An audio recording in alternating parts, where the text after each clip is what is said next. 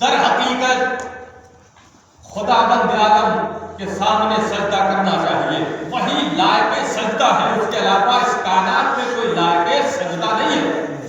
سبحان اللہ۔ جب جناب اصحاب کہف نے ان بنائے ہوئے بتوں کی مخالفت کی، بادشاہ کو طیش آیا، غصہ آیا، اور غصے کے عالم میں بادشاہ نے ان کو گرفتار کرنے کے لیے فوج بھیجی اصحاب کہف کو۔ جب فوج ان کے تعاقب میں گئی، اصحاب کہف کو علم ہوا کہ فوج ہمارے پیچھے آ رہی ہے، اور ان کے گھر سے ایک راستہ خفیہ تھا کہ گھر کے اندر سے، یعنی زیر زمین جس کو کہیے، کہ وہاں سے داخل ہوتے تھے، گھر کے باہر نکل جاتے تھے۔ اب یہ اصحاب کہف اپنے ساتھیوں کے ساتھ اسی راستے سے نکل گئے تھے، اور نکل جانے کے بعد گاؤں کے باہر، شہر کے باہر ایک پہاڑی میں غار تھا، یعنی سورنگ سمجھیے، گردار سمجھیے، وہاں جا کے انہوں نے پناہ لے لی۔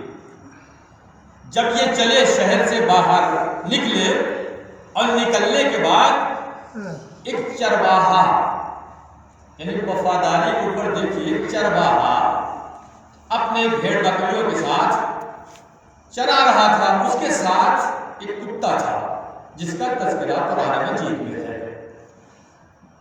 آپ نے دیکھا ہوگا کہ بہت بڑے جو گلے ہوتے ہیں، بہت زیادہ بھیڑ بکریاں ہوتی ہیں، تو ان کی حفاظت کے لیے اکثر لوگ کتا رکھتے ہیں۔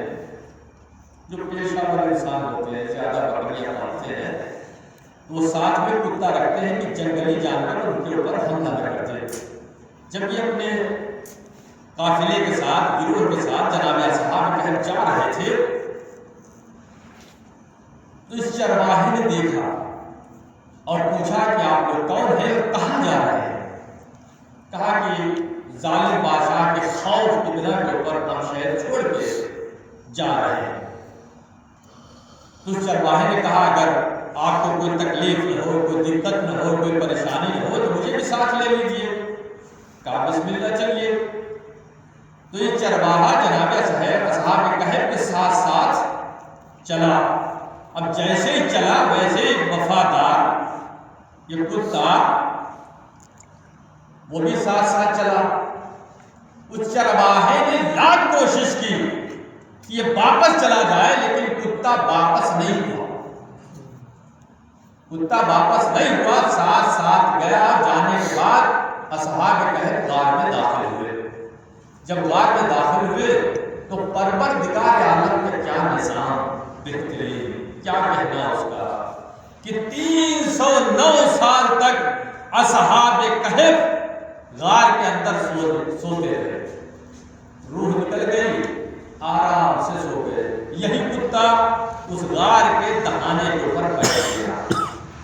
اب اس بادشاہ کی جب فوج اس نے پیچھا کیا اور اس کو پتا چلا کہ اصحاب کہف کسی غار کی طرف گئے ہیں، پہاڑی کی طرف گئے ہیں، تو فوج وہاں تک پہنچی ہے، اور فوج نے کوشش کی کہ کسی طرح سے غار کے اندر داخل ہو جائے، لیکن کتے نے حملہ کیا۔ بہت بھیانک آواز نکلی تو ساری فوج اس پہاڑی سے نیچے گئی۔